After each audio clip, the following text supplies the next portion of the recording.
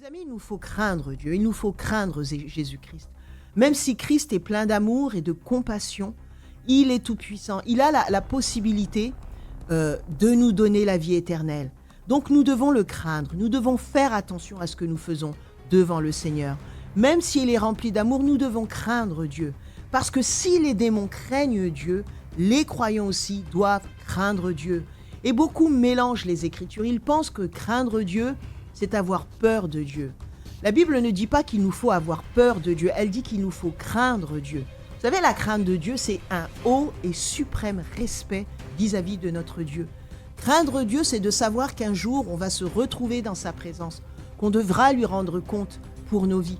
Les gens du dehors ne craignent pas Dieu parce qu'ils vivent n'importe comment, ils disent n'importe comment, ils tuent, ils tabassent, ils volent, ils mentent, ils font du mal, ils écrasent les petits, ils font du mal aux enfants. Ce n'est pas craindre Dieu, mais lorsque vous craignez Dieu, vous savez qu'un jour vous allez lui faire face, donc vous ne faites pas ces choses. Les démons qui n'ont pas la possibilité d'être rachetés, il n'y a pas de rédemption pour les démons, craignent Dieu, malgré le fait qu'ils savent qu'ils ne pourront jamais se repentir, ils ne pourront jamais retourner au ciel, mais ils craignent Dieu. Voilà, aujourd'hui j'aimerais vous parler des 7 faits bibliques sur les démons. Alors que dit la Bible à propos des démons ? La Bible ne dit pas énormément de choses, elle donne quand même des informations que nous allons partager aujourd'hui. Mais une chose qu'il vous faut retenir à propos des démons, c'est que nous avons l'autorité de les chasser. Dans le nom de Jésus, nous pouvons les chasser. Pas par notre propre force, pas par notre propre décision, mais uniquement par l'autorité de Jésus-Christ. La Bible nous donne clairement des indications comment les chasser, tout simplement au nom de Jésus. La première chose qu'il nous faut savoir à propos des démons, c'est qu'ils sont des anges déchus. Lorsque Lucifer s'est rebellé contre Dieu, il a emmené, la Bible dit qu'il a emmené 1/3 des anges avec lui dans sa chute. Alors je ne sais pas comment il s'en est pris, parce que pour faire tomber des anges de Dieu et les amener à se rebeller contre Dieu, il a dû avoir une sacrée stratégie. Et la Bible dit qu'il a entraîné 1/3 des anges dans sa chute. Et ces anges sont devenus des anges déchus, à savoir des démons.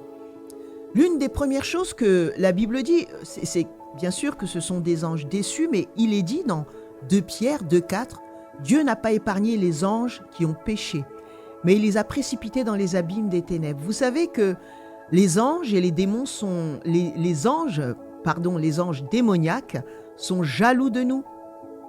Pourquoi ? Parce que la Bible dit qu'il n'a pas épargné les anges qui ont péché. C'est-à-dire qu'il n'y aura pas de rédemption pour les démons, il n'y aura pas de rédemption pour les anges. Vous et moi, nous avions péché, nous étions des pécheurs, nous avons fait des erreurs. Eh bien, Dieu nous a épargnés, Dieu nous a pardonnés en Jésus-Christ.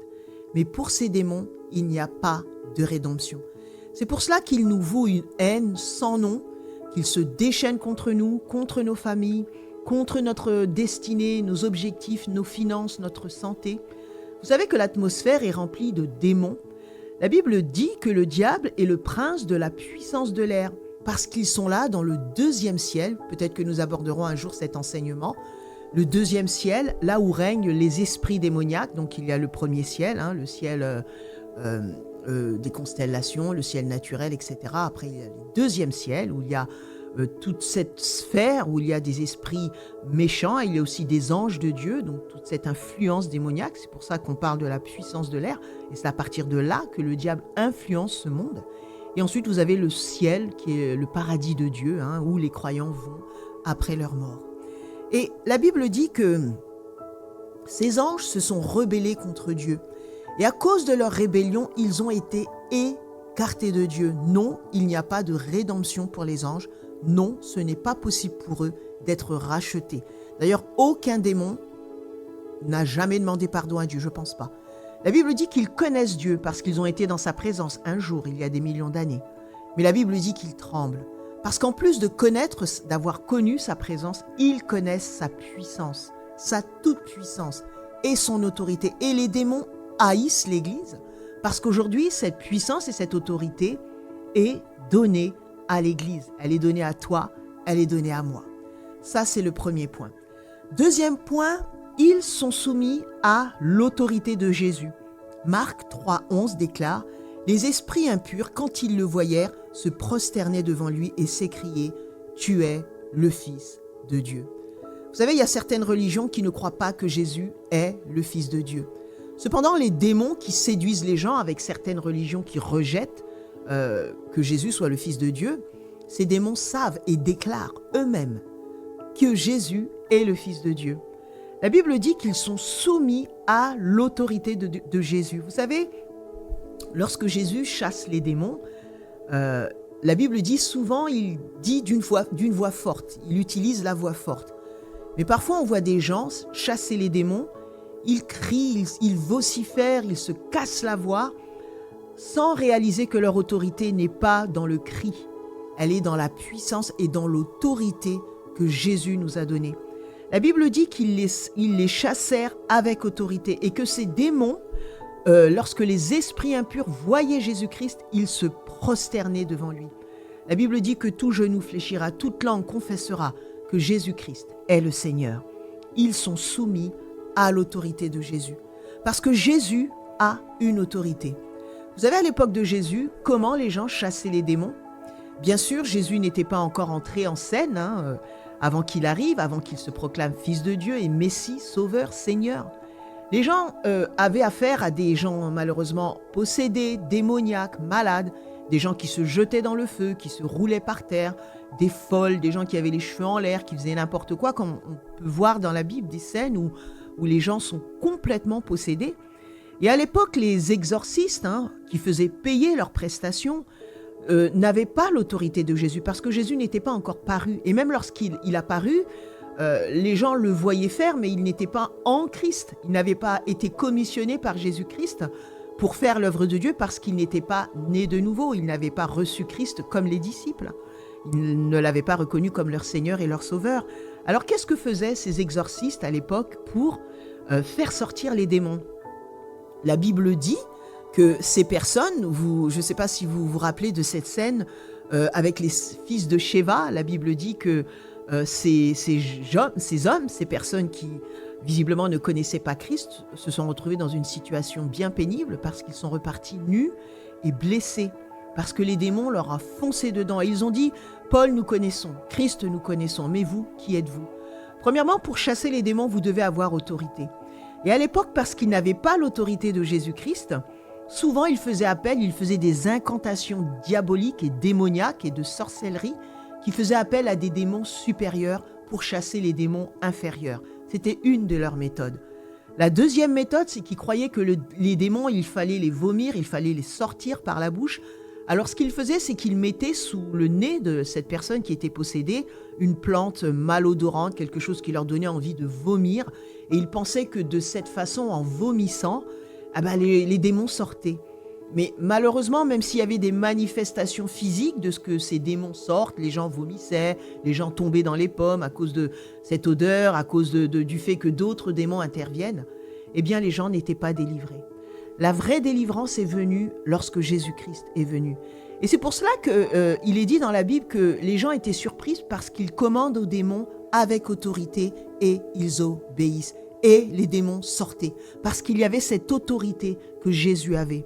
Les démons reconnaissent l'autorité de Jésus-Christ. C'est le deuxième point. Le troisième point, c'est que ces démons cherchent à habiter des humains. Nous voyons dans Matthieu 12, 43, qu'est-ce qu'il est dit? L'esprit impur, quand il sortit d'un homme, va dans les lieux arides, recherchant du repos, et il n'en trouve pas. Vous savez que la première chose que recherchent les démons, c'est un corps. Et bien sûr que les démons aimeraient nous habiter, ils aimeraient habiter dans notre corps. Et j'aimerais après discuter un peu du fait de la possession. Est-ce qu'un chrétien peut avoir un démon? Est-ce qu'un chrétien peut être possédé? Oui, les démons n'ont pas de repos lorsqu'ils n'ont pas de corps. C'est ce qu'ils veulent habiter. Ils veulent habiter dans un corps. C'est pour ça que la Bible dit que Jésus les a renvoyés dans les lieux arides. Et dans ces lieux arides, ils cherchaient du repos. Et le seul repos, c'était d'habiter quelqu'un. Mais les démons n'entrent pas comme ça. Ils rentrent quand on les invite. Ils rentrent à cause de malédictions générationnelles. Ils rentrent lorsque l'on ouvre des portes, lorsque l'on regarde l'horoscope, lorsque l'on fait de la sorcellerie. Lorsque l'on ouvre une porte aux démons, ils entrent et ils peuvent rentrer de différentes façons. Une chose qui est sûre, c'est lorsque vous êtes chrétien, né de nouveau, dès lors où vous naissez de nouveau, le Saint-Esprit entre en vous. J'aimerais vous dire que ce n'est pas parce que vous parlez en langue que vous êtes rempli du Saint-Esprit. Ce n'est pas que les signes comme quoi vous êtes rempli du Saint-Esprit. Vous pouvez parler en langue et ne pas être rempli du Saint-Esprit parce qu'il existe aussi un parler en langue démoniaque. Mais pour ce qui est de la nouvelle naissance, dès lors où Jésus-Christ entre dans votre cœur, vous devenez enfant de Dieu, le Saint-Esprit habite en vous. Le Saint-Esprit vient en vous. De ce fait, je ne peux pas dire qu'un chrétien peut être possédé dans son esprit. Parce que là, on n'est pas dans un fauteuil pour deux. On n'est pas dans un fauteuil pour deux. On est vraiment dans une situation où le Saint-Esprit habite en vous. Alors, comment on peut expliquer que parfois, il y a des chrétiens nés de nouveau qui se manifestent étrangement, qui ont des comportements diaboliques, qui vivent dans l'iniquité, dans des habitudes ancestrales qui sont démoniaques, telles que la violence, telles que l'addiction, telles que l'alcool, les médisances, des comportements colériques, des comportements dominants. On voit des hommes chrétiens qui se disent chrétiens, qui vont à l'église tous les dimanches, mais qui sont complètement donnés à la pornographie ou qui frappent leurs femmes. Comment ces gens qui se disent chrétiens, qui parlent en langue, qui louent le Seigneur, sont dans des situations comme celle-ci? C'est parce qu'en fait, le diable ne peut pas habiter votre esprit dans lequel est le Saint-Esprit. Mais il peut vous influencer. Il peut venir dans certains domaines de votre vie et comme s'accrocher à vous parce que vous lui avez donné accès. Et si arrivé un moment, vous ne vous repentez pas, vous ne cherchez pas à changer, le diable peut carrément vous posséder et vous pouvez arriver à un moment où vous êtes trompé, vous êtes séduit et vous ne voulez plus de Jésus-Christ.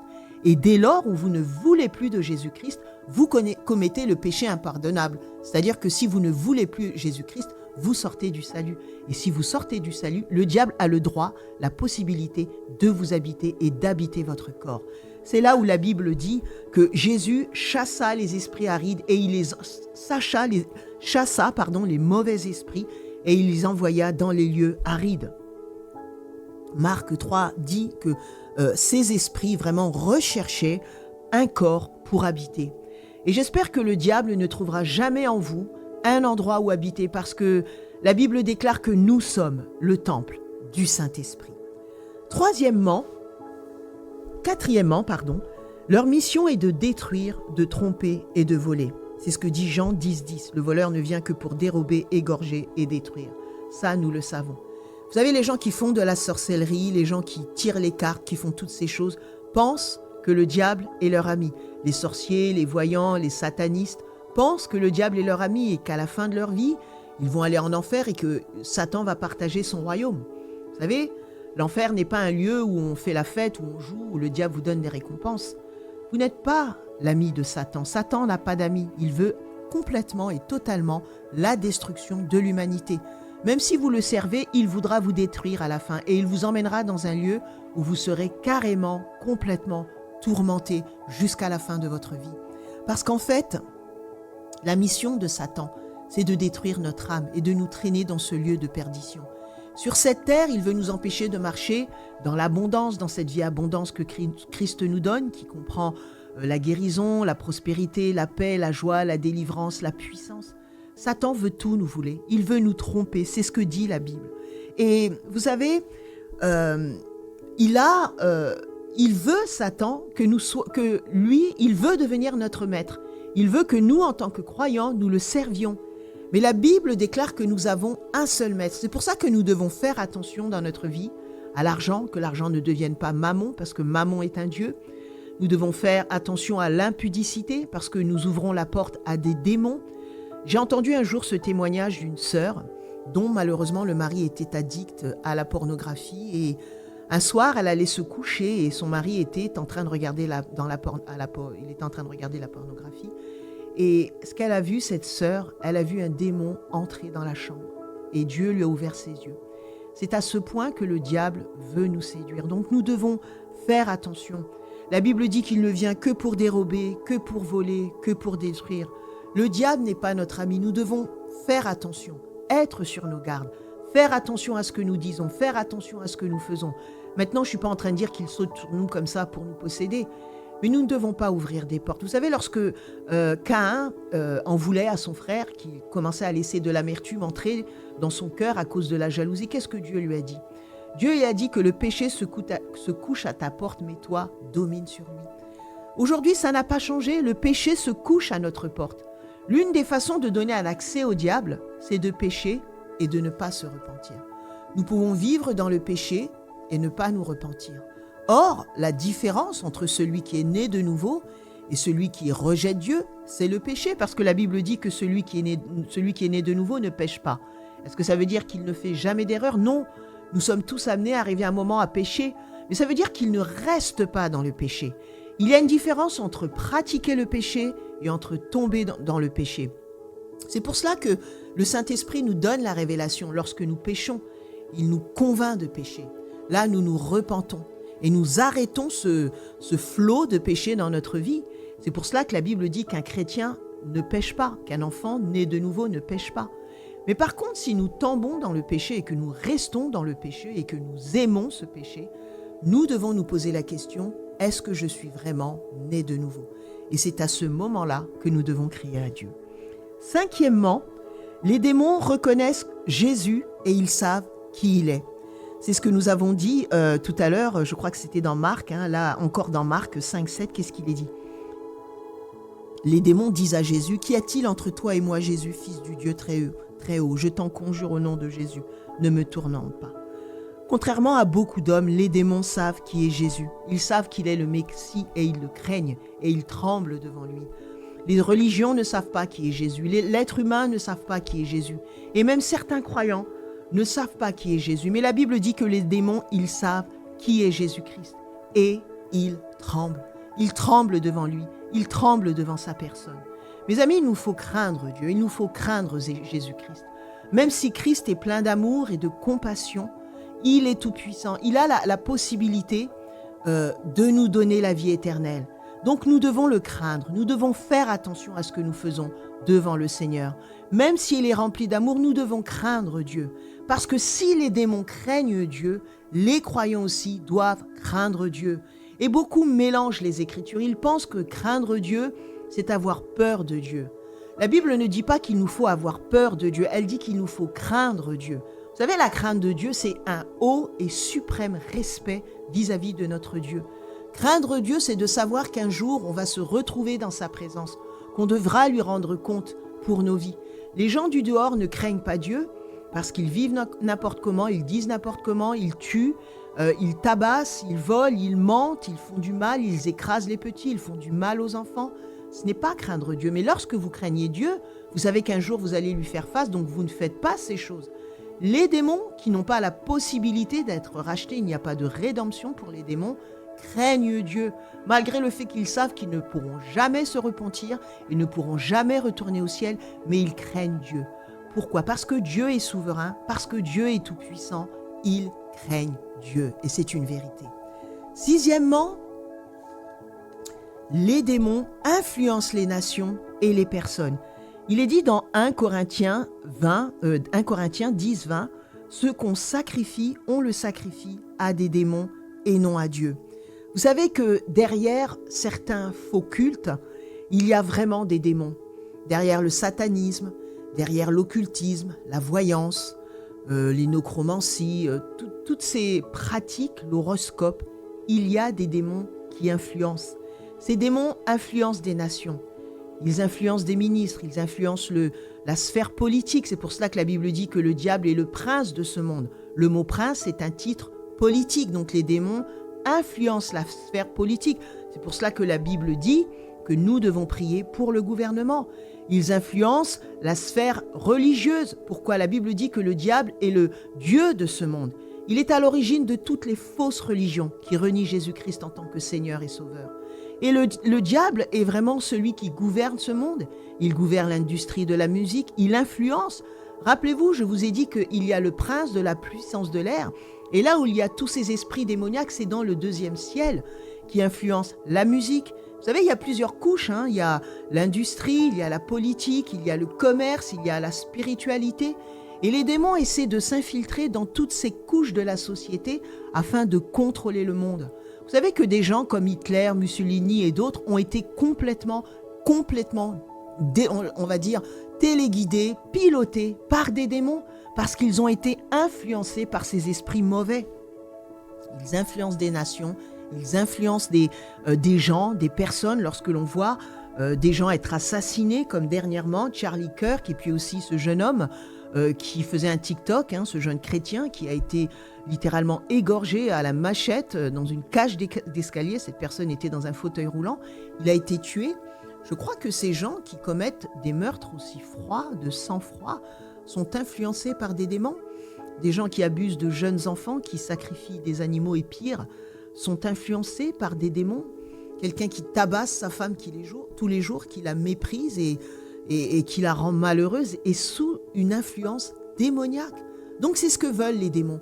Ils veulent nous influencer, ils veulent vous influencer. Ils veulent même influencer l'Église à dévier de l'enseignement de la croix. Ensuite, 7e et dernier point, les démons croient aux autorités au nom de Jésus. Ils croient vraiment à l'autorité de Jésus. Et ils doivent se plier à l'autorité de Jésus. Par la croix, la Bible dit que Jésus a dépouillé les puissances et les ténèbres. Luc 10, 19, « Voici, je vous ai donné le pouvoir de marcher sur les serpents et les scorpions et toute la puissance de l'ennemi. Rien ne pourra vous nuire. » C'est cette autorité que Dieu nous a donnée. Et le diable veut vous faire croire le contraire. Le diable veut que vous ayez peur de lui, que vous ayez peur de sa puissance, que vous ayez peur, oh, je ne veux pas trop dire le nom de Satan, je ne veux pas trop crier après le diable, je ne veux pas prendre ma position en tant que chrétien, sinon je vais avoir plein d'attaques. J'ai déjà entendu des chrétiens dire comme ça, je reste tranquille, sinon le diable va se déchaîner contre moi. Mais la Bible dit que toute autorité vous a été donnée, il suffit de la croire et de la recevoir. Je ne parle pas de quelqu'un comme les fils de Sheva qui jouent avec la sorcellerie, de quelqu'un qui joue avec les choses occultes et qui en même temps essaie de mélanger et de mettre Jésus dans tout ça. Les démons rient. Lorsque nous sommes aussi un chrétien et que nous marchons dans le péché, les démons rient. Pourquoi ? Parce que des portes sont ouvertes. Mais la Bible dit que les croyants ont autorité au nom de Jésus. Et le démon le savent. Les démons ne veulent pas que nous utilisions cette autorité. C'est pour ça qu'ils nous empêchent de connaître la parole de Dieu. La Bible dit que c'est parce qu'on n'a pas de connaissance, mon peuple périt parce qu'il n'a pas de connaissance. Nous avons la responsabilité d'étudier les Écritures. Nous avons la responsabilité de connaître les Écritures et de connaître notre place d'autorité. On n'a pas besoin de vociférer après le diable. Il nous faut tout simplement lui ordonner de partir, lui résister, prendre autorité. Dieu nous a donné le jeûne, il nous a donné la prière, il nous a donné l'intercession, il nous a donné la supplication, il nous a donné le parler en langue, il nous a donné sa parole, les versets bibliques à confesser. Il y a tellement de choses, tellement d'outils que Dieu nous a donnés par lesquels nous pouvons chasser les démons. Donc c'est important de connaître tous ces points, de connaître que l'ennemi a été vaincu, que Dieu nous a donné l'autorité, que ce que veut l'ennemi, c'est habiter un corps, que les démons tremblent parce qu'arrivé un moment, ils ont connu la présence de Dieu. Et une chose que le diable ne veut pas, c'est que vous aussi, vous connaissiez la présence de Dieu. C'est pour cela, peuple de Dieu, je vous encourage à marcher avec Dieu. Je vous encourage à écouter de la louange et vraiment à faire de Jésus-Christ votre Seigneur et votre Sauveur. Et s'il n'est pas votre Seigneur et votre Sauveur, je vous encourage à vous tourner vers lui et à lui demander pardon pour vos fautes, à croire en sa résurrection et vraiment à le confesser comme Seigneur et comme Sauveur.